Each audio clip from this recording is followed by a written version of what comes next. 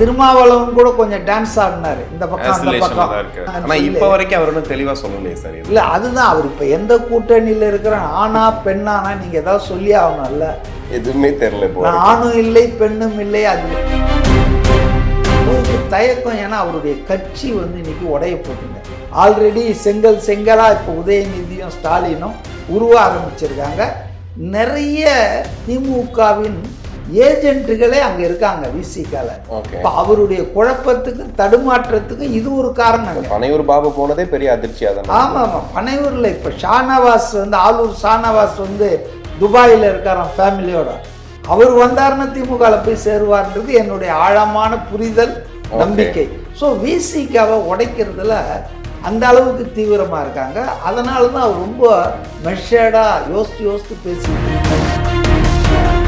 விஜய் முதல்வராக உட்கார்ந்தது உதயநிதிக்கு அறவே பிடிக்கலைங்க. வன்மம் தலைவிரிச்சு அவருக்கு என்ன பண்றதுன்னு தெரியல. அதனால அவர் பல்வேறு சதி திட்டங்கள்லாம் போட்டு பார்த்து அது ஃபெயிலியர் ஆயிடுச்சு.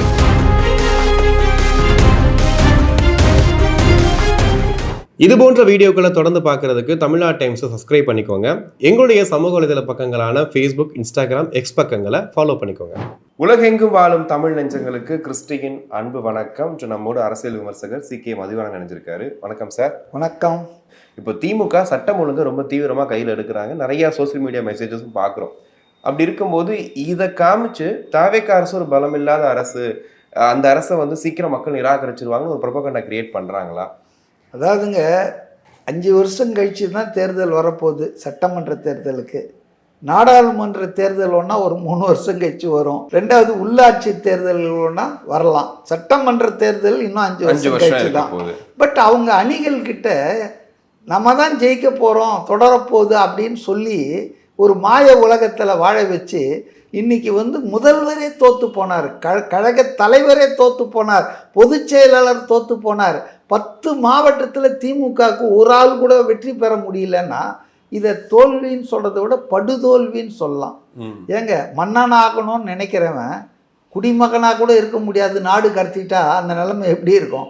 அதுதான் இன்னைக்கு திமுகவுக்கு. அதனால் அவங்க அணிகளை உற்சாகப்படுத்துறதுக்காக அது போயிடும், சீக்கிரம் போயிடும். ஏன் எடப்பாடி போன வாட்டி சொல்லிட்டு இருந்தாரா, இது 10 அமாவாசை தேராது, இது 30 அமாவாசையில் முடியும்னு சொல்லிட்டு இருந்தாரு. கடைசியில் அமாவாசைகள் தான் அதிகமாகிட்டே இருந்தது தவிர அவர் நினைச்சது எதுவும் நடக்கலை. அவரே கடைசியில் இப்போ அமாவாசை மாதிரி ஆகிட்டாரு. நல்ல பஞ்சு.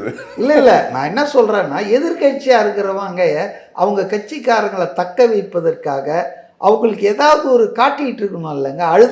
அழுத குழந்தைக்கு ஏதாவது ஒரு கிளுகிழுப்பியா காட்டணும்ல. திமுக தயவுல தானே ஆட்சி நடக்குதுங்கிறாரு.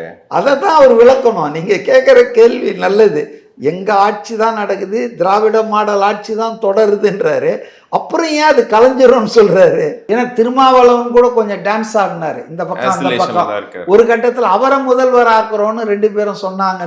இப்போ வரைக்கும் அவர் ஒன்றும் தெளிவாக சொல்லலையே சார். இல்லை அதுதான் அவர் இப்போ எந்த கூட்டணியில் இருக்கிற ஆனா பெண்ணானா நீங்கள் ஏதாவது சொல்லி ஆகணும்ல. எதுவுமே தெரியல. ஆணும் இல்லை பெண்ணும் இல்லை. அது எனக்கு கல்யாணம் ஆகும்போது கேளுங்க நான் சொல்கிறேன்னாரு. அது மாதிரி தேர்தல் வந்தால் நான் எந்த அணின்னு சொல்கிறேன்றாரு. அவருக்கு தயக்கம். ஏன்னா அவருடைய கட்சி இன்னைக்கு உடைய போகுதுங்க. ஆல்ரெடி செங்கலா இப்போ உதயநிதியும் ஸ்டாலினும் உருவ ஆரம்பிச்சிருக்காங்க. நிறைய திமுகவின் ஏஜென்ட்டுகளே அங்கே இருக்காங்க விசிகால. இப்போ அவருடைய குழப்பத்துக்கு தடுமாற்றத்துக்கு இது ஒரு காரணம். பனையூர் பாபு போனதே பெரிய அதிர்ச்சியா தான். ஆமாம் ஆமாம், பனையூரில் இப்போ ஷானவாஸ் ஆளூர் ஷானவாஸ் துபாயில் இருக்காராம் ஃபேமிலியோட. அவர் வந்தாருன்னா திமுக போய் சேருவார்ன்றது என்னுடைய ஆழமான புரிதல், நம்பிக்கை. ஸோ விசிகாவை உடைக்கிறதுல அந்த அளவுக்கு தீவிரமாக இருக்காங்க. அதனால தான் அவர் ரொம்ப மெஷர்டாக யோசித்து பேசிகிட்டு இருக்காரு, இந்த கட்சியை காப்பாற்றணும் அப்படின்றதுக்காக. அதனால் அவங்க ரொம்ப முன்னுக்கு பின் முரணாக பிதற்றுகிறார்கள். அவங்களுக்கு என்னன்னா, விஜய் முதல்வராக உட்கார்ந்தது உதயநிதிக்கு அறவே பிடிக்கலைங்க. வன்மம் தலைவிரிச்சு அவருக்கு என்ன பண்ணுறதுன்னு தெரியல. அதனால் அவர் பல்வேறு சதி திட்டங்கள்லாம் போட்டு பார்த்து அது ஃபெயிலியர் ஆயிடுச்சு. அது கூட்டணி கட்சிகள் ஒத்துழைக்க மறுத்ததால் அதை அவங்களால் அந்த சதியை நிறைவேற்ற முடியல. அதனால் இப்போ அவர் அநேகமாக உட்காந்துக்கிட்டு இந்த குற்றங்கள் பத்திரிகையை தான் பார்த்துட்டு எல்லாம் புள்ளி வரம் எடுத்துகிட்டு இருப்பார். நான் ஒரே ஒரு வார்த்தை சொல்லி முடிக்க விரும்புகிறேன். ஏங்க ஒரு 10 நாள் 15 நாள் அரசாங்கமாங்க இந்த குற்றங்களை எல்லாம் உருவாக்குச்சு. இந்த காவல்துறை இப்படி செயலற்று முன்னெச்சரிக்கை நடவடிக்கை எடுக்காமல் இருக்கிறதுக்கு காரணம் இந்த 10 நாள் அரசுனா, பல 10 ஆண்டுகள் நீங்கள் ஆட்சி பண்ணி இந்த தமிழ்நாட்டை காவல்துறை, சட்டம் ஒழுங்கு, உளவுத்துறை எல்லாத்தையும் ஒன்றும் இல்லாத ஆக்கி வச்சிங்களே. அதனுடைய விளைவு தானே இது.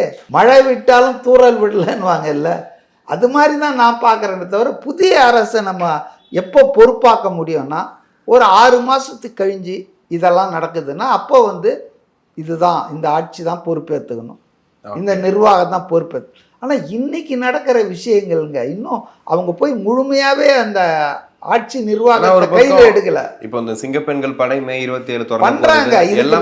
எல்லாம் உங்களுக்கு கிடைக்கிறதுக்கு மந்திரக்கோள் ஒன்றும் இல்லைங்க, ஜீபூம்பான்றதுக்கு. அதாவது எந்த விஷயமானாலும் it needs some time to get fruition. கனியணும் இல்லைங்க. நீங்க வந்து இப்போ அவங்க போட்டிருக்கிறாங்க, நிறைய பண்ணிட்டு இருக்காங்க சட்டம் ஒழுங்குல. பல போலீஸ் அதிகாரிகள் மாத்துறாங்க, தண்டிக்கப்பட்டிருக்கிறார்கள், சஸ்பெண்ட் செய்யப்பட்டிருக்கிறார்கள், ரவுடிகள் ரவுண்ட் அப் ஆயிட்டு இருக்காங்க, இதெல்லாம் நடக்குதுங்க. ஆனால் ஒட்டுமொத்தமாக இது ஒரு பலன் கிடைக்கணும் அப்படின்னா இந்த அரச மரத்தடியை சுற்றிட்டு வைத்த தடவி பார்த்தாலாம் ஒரு லேடி, அது மாதிரி இருக்க முடியாது. அதுக்கு ஒரு 10 மாதம் டைம், இதுக்கு 6 மாதம் கொடுங்கன்றேன் நான். ஒரு டாக்ஸிக்கான சோசியல் மீடியாவை பார்க்குறோம். ஒரு சம்பவம் நடக்குது அப்படின்னா இது நடந்துருச்சு, இது கொஞ்சம் கவனிங்க முதல்வரே அப்படின்னு சொன்ன காலம் போய் இப்போ விஜய்க்கு ஓட்டு போட்டீங்கல்ல, வல்கரா பேசுறாங்க. அதாவது வல்கரானா அதாவது ரொம்ப கேவலமான வார்த்தைகளால் முதல்வரை இணையதளத்துல பண்றாங்க. காவல்துறையெல்லாம் எப்படி இதை சகிச்சுட்டு, விமர்சனம் வேறு, அவதூறு வேறு. ஆனா ஒரு முதல்வரை வந்து அவமதிக்கிறதுன்றது, அவர் மக்களால் தேர்ந்தெடுக்கப்பட்ட ஒரு மாநிலத்தின் முதல்வர், அவரை ஏடா போடான்னு வல்கர். அதாவது திமுகவினருடைய என்ன சொல்கிறது, அவங்களுக்கு வந்து தலகால் புரியல. இந்த தோல்வியின் காரணமாக அவங்களுக்கு எதிர்காலமே போயிட்டுது. கூட்டணி கட்சிகள்லாம் அங்கே போனதால் ஆடிங் இன்சல்ட் டு இன்ஜரி மாதிரி ஆயிட்டாங்க. புத்தி பேதளிச்சிட்டுச்சுன்னு தான் நான் நினைக்கிறேன். ஓகே சார், இதில் பொலிட்டிக்கல் கேமாக பார்க்குறீங்களா? முதல்வர் விஜய் அவர்கள் ஒரு பக்கம் வந்துட்டு திமுகவில் இருக்கக்கூடிய அந்த முக்கிய சக்திகளான 3 கட்சிகள் இந்த பக்கம் வந்துருச்சு. இப்போ அவங்களுக்கு அமைச்சரவை பதவி கொடுத்ததுனால வேறு வழியில் அவங்க இதாக இருக்காங்கன்ட்டு. அதிமுகவில் ஆட்டோமேட்டிக்காக அது நடந்துகிட்டு இருக்குது. ஆனால் அவர் அமைதியாக தான் இருக்காரு.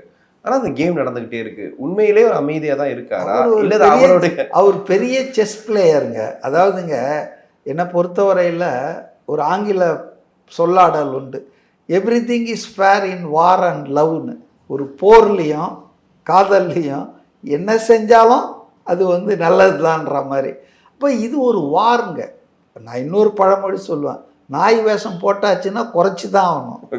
நீங்கள் ஒரு பாலிட்டிக்ஸில் இறங்கி ஒரு பெரிய பகாசூரன்களெல்லாம் எதிர்க்கும்போது நான் வந்து சமரச சன்மார்க்கம் புத்தன் போனீங்கன்னா உனக்கு கோமணத்தை கட்டி கொடுத்துருவானுங்க.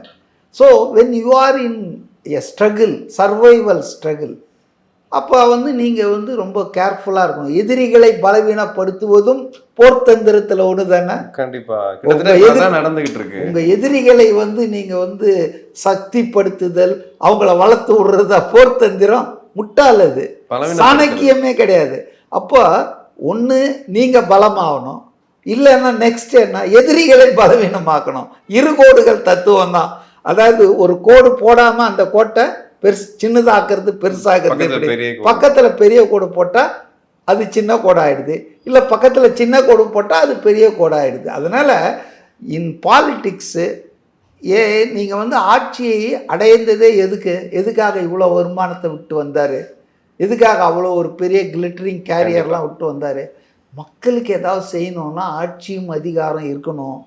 முதலமைச்சர் ஜோசப் விஜய்ன்னு பேசுறதுக்காக வரல அவர். அந்த அதிகாரம் இருந்தால் தான் தமிழ்நாட்டு மக்களுக்கு ஏதாவது செய்ய முடியும் உருப்படியாக நல்லதை அப்படின்னு உணர்ந்ததால தான் இந்த அரசியல் அதிகாரத்தை நோக்கி போனார். இல்லைன்னா அவருக்கு இதெல்லாம் ஒரு பிரச்சனையே இல்லைங்க, அவர் பாட்டுன்னு ஜாலியாக இருந்திருப்பார். ஸோ அவருடைய நோக்கத்துலேருந்து நம்ம பார்க்குறோம், மக்களுக்கு நல்லது செய்யணுன்னா அதிகாரம் வேணும்.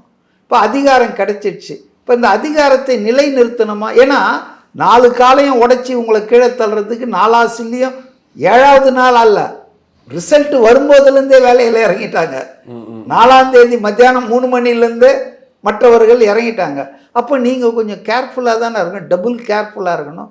ஸோ அந்த வகையில் வந்து விஜய் செய்வதை என்னால் தவறு என்று எடுத்துக்கொள்ள முடியவில்லை. Okay. இது குதிரை பேரமாக இருந்தாலும் கூட அப்படின்னு சொன்னால் கூட மற்றவர்கள் சொன்னால் கூட இது வந்து ஒரு டீசென்ட் குதிரை பேரமா இருக்கு. நீ அந்த பதையை விட்டுட்டு வாப்பா, வெறுங்கையோட வா, உங்க அப்பா போட்ட நகைகள்லாம் தூக்கின்னு வான்னு சொல்லுவாங்க இல்லையா, கட்டின புடவையோட வான்னு சொல்ற மாதிரி இருக்குது. ஆனால் நான் கேட்குறேன், நீங்கள்லாம் குதிரை பேரம் இதுன்னு சொன்னீங்கன்னா நீங்கள் பண்ணது 4ஆம் தேதி 5ஆம் தேதி பண்ணது, கவர்னரை யூஸ் பண்ணது, அதிமுகவும் திமுகவும் சேரணுன்னது, கூட்டணி கட்சிகளை எல்லாம் எங்கள் நிலையை ஆதரிங்கன்னு சொன்னது, அது என்ன பேரம்? அது இடியாப்ப பேரமா?